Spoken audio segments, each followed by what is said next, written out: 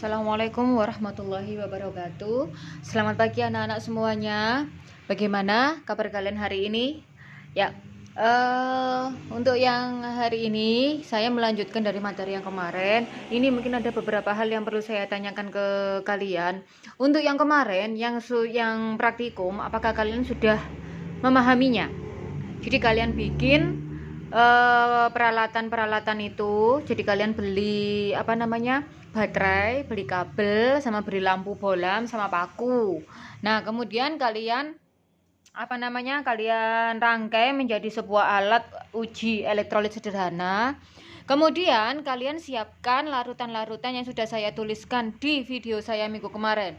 Jadi saya tidak menyarankan untuk semuanya yang di sini itu dikerjakan semua, tidak, hanya beberapa, misal air ledeng, asam cuka, kemudian garam dapur, larutan gula. Nah, ya, mohon diingat kembali yang kemarin, dibuka video saya yang kemarin. Kalau misalkan kalian belum paham, diulangi lagi.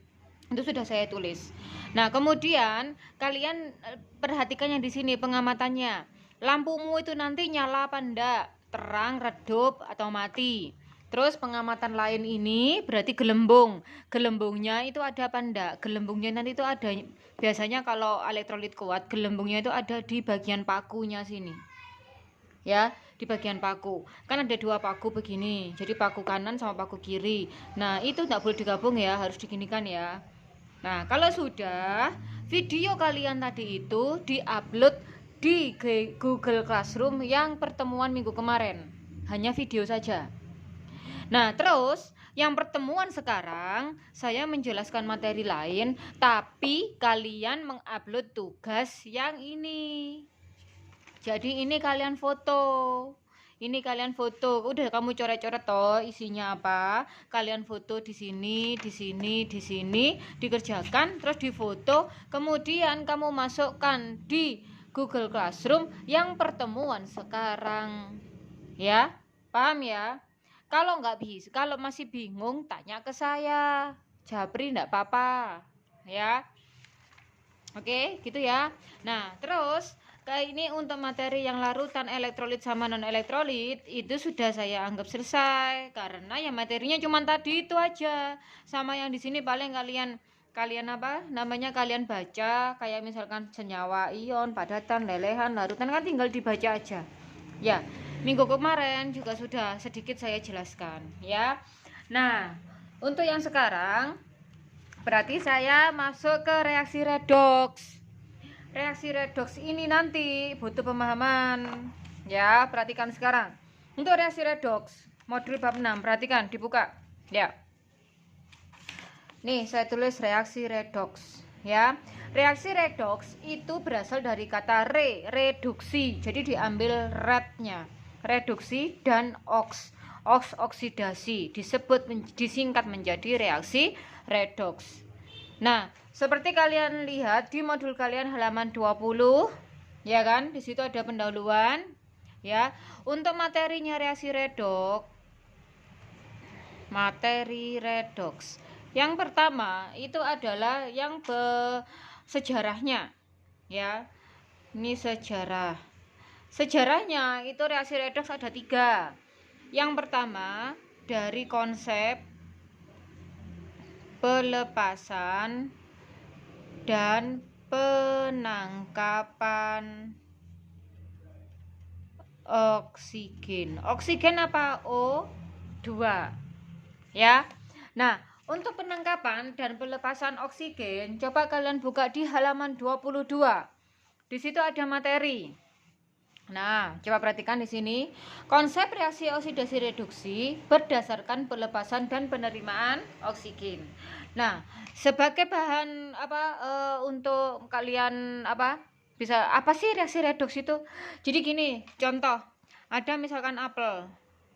Apel kalau dikupas terus kemudian didiamkan ya, ada buah apel dikupas. Warnanya gimana kalau lama-lama? Menjadi coklat kan. Nah, Karena apel itu sudah dikupas, kemudian ada O2, artinya oksigen itu ada di sekitar ruangan, ya. Oksigennya apel, kemudian di sini ada oksigennya. Otomatis apelnya yang ini nanti dia akan bereaksi dengan oksigen itu, akhirnya berubah menjadi coklat. Ini sudah termasuk reaksi oksidasi. Jadi apel itu sudah teroksidasi. Ya. Terus contoh lagi, besi berkarat. Coba perhatikan, kalau besi didiamkan, apalagi ditambahkan air, lama-lama bagaimana? Kan ada oksigen di ruangan nih. Di ruangan itu kan masih ada oksigen. Kalau besinya dibiarkan, kemudian apalagi terkena air, ya kan? Air itu kan H2O, ada O2-nya kan? Ya, ada O-nya. Nah, kalau sudah kena air itu, besinya akan berkarat. Ini berarti besinya sudah teroksidasi. Ya, gitu ya. Nah, terus apalagi? Misalkan proses penyepuhan. Nah, ini kebetulan nih. Misalkan ini perhiasan. Ya kan? Perhiasan kalau memang yang bukan murni emas asli, itu kan biasanya ada kayak apa itu emas yang diwarna kuning, lama-lama kan bisa berubah ya, hilang ya. Nah, itu diapakan? Itu pakai reaksi redoks, reaksi oksidasi sama reduksi.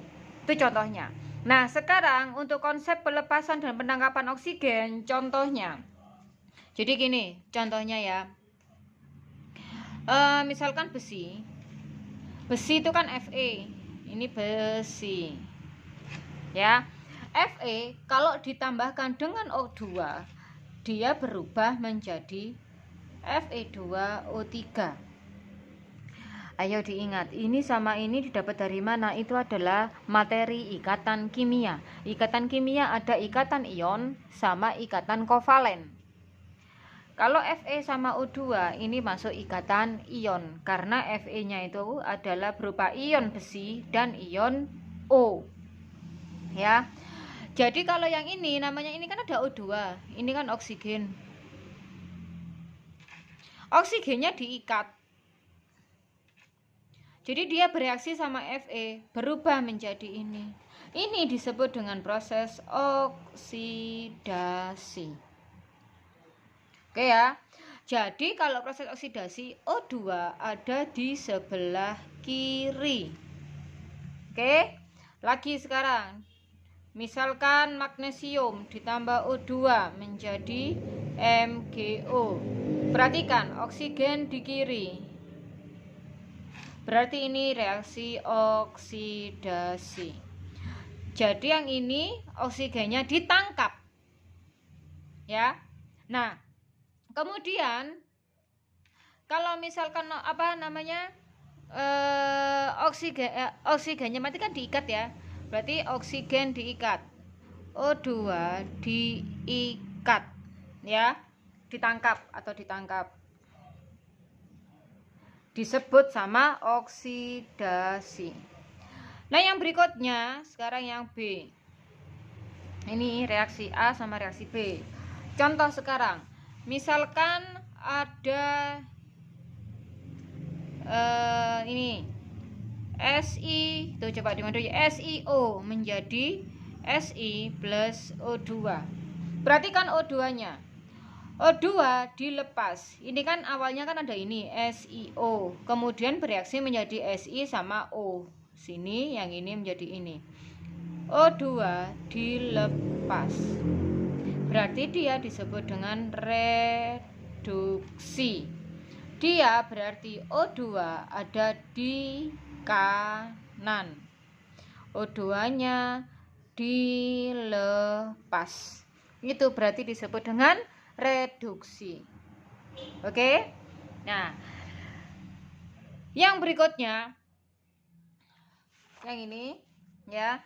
Jadi kan ada reaksi oksidasi dan reduksi berdasarkan pelepasan dan penerimaan oksigen. Jadi ada yang diterima, ada yang dilepas.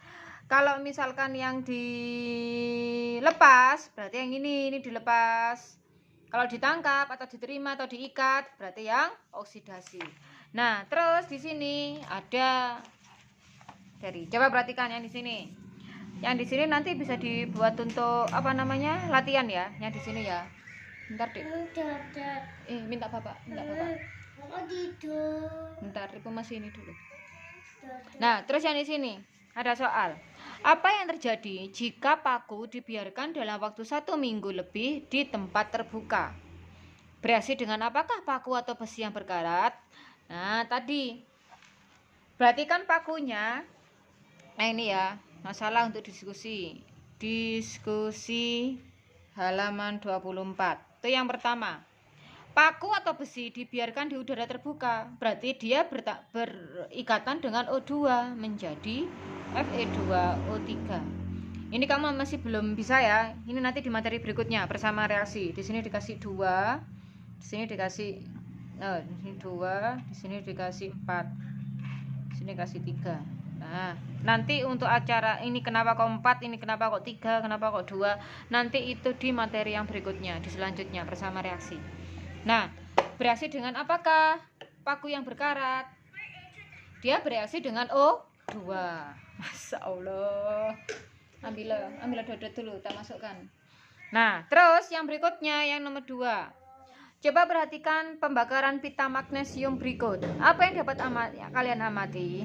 Kalau dibakar, otomatis bagaimana bayangan kalian? Ya pasti akan bereaksi kan ya. Dibakar itu kan butuh apa? Butuh O2 kan. Nah, butuh O2 berarti itu disebut dengan oksidasi sudah. Jadi pita magnesiumnya kalau dibakar Mg ditambah O2 menjadi MgO. Di sini ada 2 Mg-nya, di sini ada 2. Ya. Oke ya. Ini bersama reaksinya. Untuk reaksi nomor 3. Termasuk reaksi apakah pada soal di atas? Reaksi oksidasi. Jelaskan. Karena terjadi pengikatan oksigen. Ya, itu ya.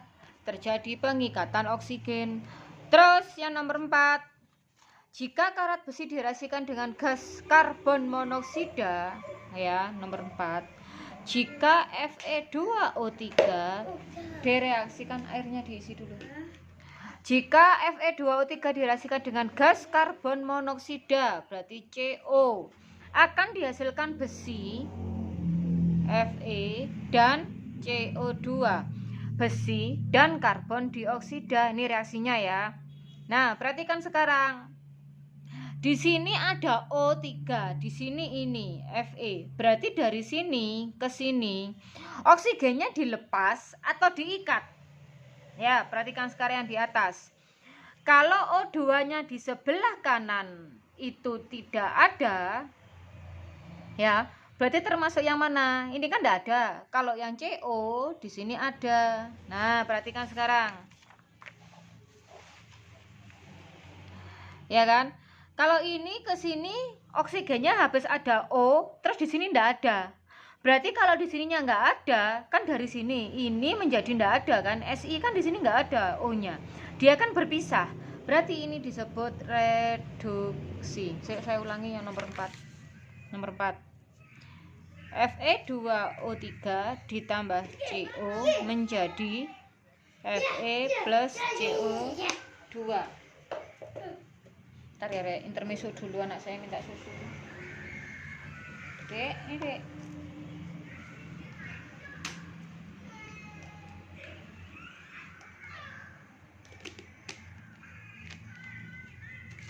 Nah, Mimi di sana. Udah sebentar. Ya, Mimi di sana. Oke, saya ulangi lagi. Ini Fe2O3 ditambah CO menjadi Fe sama CO2. Perhatikan sekarang, dari sini ke sini. Di sini ada O-nya, di sini nggak ada O-nya. Kalau tidak ada, berarti di sini adalah reduksi. Ya. Sekarang CO ke sini. Dari di sini cuma 1, di sini O-nya ada 2. Berarti kan diikat toh tadi, diikat. Kalau diikat, berarti dia di sini adalah oksidasi. Yang ini reduksi, yang ini oksidasi. Berarti yang mengalami reduksi mana? Fe2O3. Yang mengalami oksidasi yang mana? Yang CO. Ya. Nah, sekarang ada yang disebut dengan oksidator. Oksidator ya adalah zat yang mengalami reduksi. Awas, oksidator adalah zat yang mengalami reduksi. Yang mengalaminya yang mana? Berarti ini adalah Fe2O3. Kalau reduktor yang mana? Zat yang mengalami oksidasi. Yang mengalami oksidasi yang mana? CO. Ya. Nah, terus ada yang disebut dengan hasil oksidasi sama hasil reduksi. Hasil oksidasi yang mana? Tadi kan oksidasinya di sini. Yang mengalami oksidasi kan CO. Hasilnya mana? Berarti CO2. Hasil reduksi yang mana? Berarti yang Fe. Oke, hati-hati ya. Yang oksidator yang mengalami reduksi, kalau reduktor yang mengalami oksidasi. Oke, hati-hati ya. Bisa kalian baca di halaman 23. Perhatikan halaman 23, di sini ada keterangannya. Yang dimaksud dengan oksidator adalah zat yang mengoksidasi zat lain atau zat yang memberikan oksigen. Nah, yang ini dibaca. Oke. Berarti untuk soal nomor 4 termasuk reaksi apakah reaksi tersebut? Jelaskan. Reaksi redoks berarti reaksi oksidasi dan reaksi reduksi dan reaksi oksidasi. Kenapa? Karena dalam satu persamaan, ini yang A, yang B reaksi redoks. Karena dalam satu reaksi terjadi oksidasi dan reduksi. Oke, itu ya. Nah, kesimpulan apa yang dapat Anda dapatkan tentang reaksi oksidasi reduksi? Nah, kesimpulannya apa? Ya ini tadi oksidator itu yang begini, reduktor yang begini hasil ya di halaman 23. Oke? Nah, sekarang coba latihan soal. Termasuk reaksi apakah yang ini? Saya bikin ini yang latihan soal. Saya jawab coba yang nomor 1E. 2HGO menjadi 2Hg plus O2. Ingat, di sini cuma ada oksigen di bagian kanan. O-nya lepas ke sini, bukan diikat tapi dilepas, berarti reaksi reduksi. Ya. Coba kalian kerjakan untuk yang A, B, C, D. Tapi dari sini udah kelihatan ini A, B, C, D. Ya. Oke, itu ya, ini waktunya sudah 18 menit. Nah, sekarang yang berikutnya ini masih banyak sekali. Ya, masih sampai ke belakang. Banyak ini materinya. Nah, sekarang yang berikutnya adalah konsep konsep redoks berdasarkan pelepasan dan penerimaan elektron.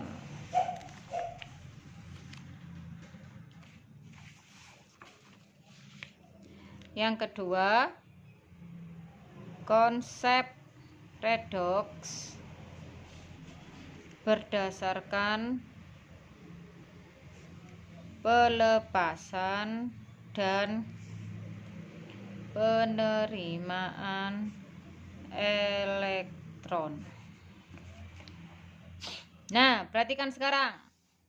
Ada di contoh yang ini ya. Sekarang